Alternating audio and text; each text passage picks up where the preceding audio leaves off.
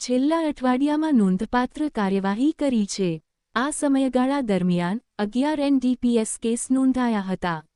9 ટીમોએ શહેરના વિવિધ વિસ્તારોમાં દરોડા પાડ્યા હતા અને ડ્રગ્સના હેરાફેરી કરનારાઓની ધરપકડ કરી હતી। ક્રાઇમ બ્રાન્ચે 6 કેસમાં એમડી ડ્રગ્સ, 4 કેસમાં ગાંજા અને 1 કેસમાં હશીશ જપ્ત કર્યા હતા। જપ્ત કરાયેલી વસ્તુઓની કિંમત 56 લાખથી વધુ હોવાનો અંદાજ છે। કુલ 533 ગ્રામ એમડી, 12,556 ગ્રામ ગાંજા, 45 ગ્રામ હશીશ અને પ્રતિબંધિત સિરપની 6 બોટલ જપ્ત કરવામાં આવી હતી। આરોપીઓની સરખેજ, દરિયાપુર, સૈજપુર, બોઘા, જુહાપુરા, વટવા અને ખાનપુરથી ધરપકડ કરવામાં આવી હતી। કુલ 14 લોકોની અટકાયત કરવામાં આવી હતી। એક report Gujarat Geeta news Ahmedabad. Police commissioner Shri Ahmedabad शहर, संयुक्त police commissioner Shri crime branch तथा नायब पुलिस कमिश्नर श्री क्राइम ब्रांचना मार्गदर्शन हेठळ छेल्ला 2-3 મહિનાથી ગેરકાયદેસર ડ્રગ્સનો જે ગતિવિધિ ચાલી રહેલી છે અમદાવાદ શહેરમાં, એના પર સચોટ કામગીરી કરવા માટે ક્રાઇમ બ્રાન્ચની ટીમો કાર્યરત હતી। અગાઉ પણ ગયા મહિને પણ સારી એવી સફળતા મળી હતી। નાર્કોટિક્સના જે ગેરકાયદેસર જે કેસીસ જે શોધી કાઢવામાં આવેલા હતા।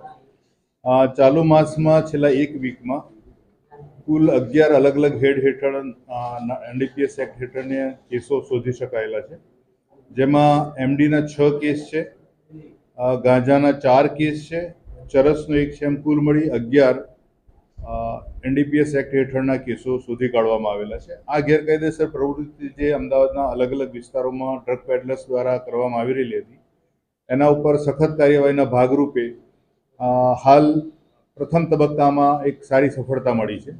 આ જે આરોપીઓ જે અમારી જે 9 ટીમ જે કામે લાગી હતી ક્રાઇમ બ્રાન્ચની, એમાં અલગ અલગ અધિકારી પાસે અલગ અલગ જે પ્રકારે બાતમી ઉપર કામગીરી કરવામાં આવી એ પ્રકારે કુલ 533 ગ્રામ અને અંદાજે 550 ગ્રામ જેટલો એમડીનો જથ્થો પકડાયો છે। 12 કિલો 556 ગ્રામ ગાંજો પકડાયેલો છે। ચરસ 45 ગ્રામ અને જે કપ સિરપ જે છે જે પ્રતિબંધિત છે, જે કોડિન ફોસ્ફરસના જે સિરપ જે છે એને 6 બોટલ પકડાયેલી છે। કુલ બધો મળીને મુદ્દામાલ અંદાજે 57 લાખ રૂપિયા જેટલો થાય છે। અને આ તમામ કેસોમાં જે શરૂઆતમાં અને તપાસ દરમિયાન એટલે કે આ છેલ્લા 3 દિવસમાં કુલ 14 આરોપી પકડાયા છે। આજે વિસ્તારો જે છે જ્યાં જ્યાંથી આ જથ્થો પકડાયો એ ખાસ કરીને સરખેજ છે, જ્યાંથી જે ગાંજાનો જથ્થો પકડાયો હતો, અને એ જથ્થો જ્યારે આગળની જે તપાસ હાથ ધરવામાં આવી ત્યારે જાણવા મળ્યું છે કે ઓરિસ્સાથી અગાઉ પણ પકડાયેલો જે ગાંજો હતો એ જ રૂટનો આ જે ગેરકાયદેસર મુદ્દામાલ જે છે એ કબજે કરવામાં આવેલો છે। બીજો એક કેસ છે જે એમડીનો છે અને એ દરિયાપુરનો છે, અને લાલ દરવાજા પાસેથી એ ડ્રગ પેડલર્સને પકડવામાં આવેલો છે। બીજો એક ગાંજાનો કેસ છે એ નરોડા, સૈજપુર, બોઘા જે ટાવર્સ છે ને ત્યાંથી એરપોર્ટ તરફ આવવાનો જે રોડ છે ત્યાંથી પકડાયેલા છે। અન્ય જે કેસીસ છે એમાં જુહાપુરાના ફરીથી 2 કેસ શોધી શકાયેલા છે જે એમડીના છે, અને પ્રતિબંધિત જે કપ સિરપ જે છે એ એના જે બોટલ્સ પકડાઈ છે એનો કેસ છે। આ ઉપરાંત ચરસ અને એમડી ડ્રગ્સના અલગ અલગ નવા નરોડા અને સરખેજ ખાતેથી પણ આ કેસો શોધી શકાયેલા છે। એ તદુપરાંત નવા વાડજ ખાતેથી અગાઉ લગભગ 350 ગ્રામથી વધારે એમડીનો જથ્થો જે દંપતી પાસેથી પકડવામાં આવેલો હતો એ આપણે આની પ્રેસ આપેલી છે એકવાર। આ ઉપરાંત વટવા ખાતેથી પણ 2 આરોપી પકડવામાં આવેલા છે। અને આ જે અત્યાર સુધીમાં આ ઉપરાંત જે પકડાયેલા જે છે ખાનપુરથી પણ પકડાયેલા છે। આ જે કુલ 14 આરોપી 16 આરોપી જે પકડાયેલા છે એમાંના 4 આરોપી એવા છે કે જે અગાઉ પણ નાર્કોટિક્સના કેસમાં એ લોકો પકડાયેલા છે 2023-24માં, અને જામીન મુક્ત થયા બાદ ફરીથી આ ગેરકાયદેસર પ્રવૃત્તિમાં એ લોકો સંડોવાયેલા છે।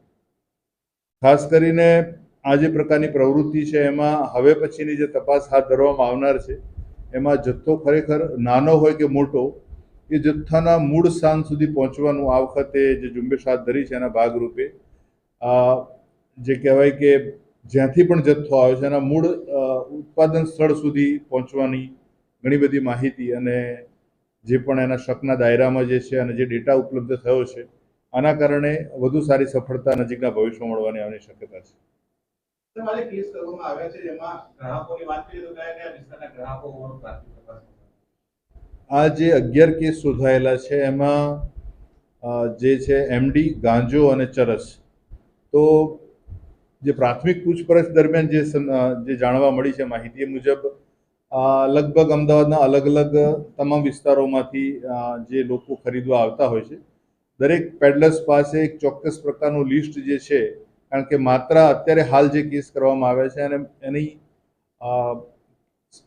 માત્રા એટલે કે એનું વજન કે બહુ મોટો ક્વોલિટી કેસ શોધાય કે એના કરતાં જે શરૂઆત જે છે કે ભાઈ નાનો કેસ પણ શોધવો જોઈએ તો જ આ વસ્તુ સુધી આને પકડી શકાશે.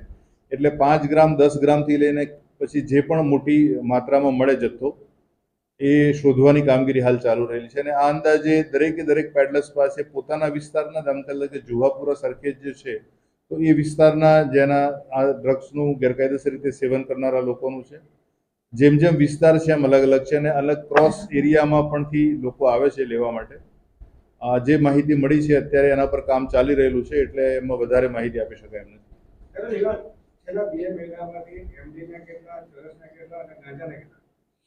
છેલ્લા 2 મહિનામાં અત્યાર સુધીમાં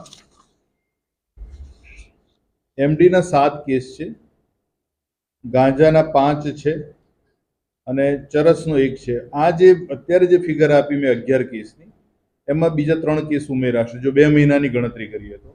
અને એ જે 2 મહિનાથી કામગીરી ચાલી હતી અને એના કારણે જે પરિણામ મળ્યું છે અત્યારે એ છેલ્લા 3 થી 4 દિવસમાં 11 કેસ શોધવામાં આવ્યા છે. 31 ડિસેમ્બર નજીક આવી રહી છે તેવામાં હવે આગામી દિવસોમાં ડ્રગ્સને લઈને ક્રાઇમ બ્રાન્ચ કેવી કાર્યવાહી? ક્રિસમસનો તહેવાર આવી રહેલો છે. 31મી ડિસેમ્બરે સામાન્ય રીતે લોકો ઉજવતા હોય છે, પણ એમાં જે પણ પાર્ટીઝ અથવા તો ગેરકાયદેસર જે ડ્રગ્સનું સેવન કરવાની જે પ્રવૃત્તિ છે હાલ જે અત્યારે આ જે 11 કેસોમાંથી જે માહિતી મળી છે અને બીજા અત્યારે જેના પર કામ ચાલી રહેલું છે જે પણ માહિતી છે એના ઉપર એ આધારે જોવા જતાં 31 ડિસેમ્બર સુધીમાં હજુ વધુ કેસો શોધી શકીશું અને જે આ પ્રકારની પ્રવૃત્તિમાં જે લોકો સંડોવાયેલા છે એમને ચોક્કસ જવાબ મળશે. હજી પણ સર નાના પેડલરો જે છે એ વેચી રહ્યા છે. જેમ કે આ વખતે અમુક જે કેસ છે એમાં 15 ગ્રામનો પણ કેસ છે અને 5 ગ્રામનો પણ કેસ છે. એટલે એવું નથી કે બહુ મોટો જથ્થો હોય તો જ કેસ કરવો, નાના જથ્થાના પણ કેસ કરવામાં આવે.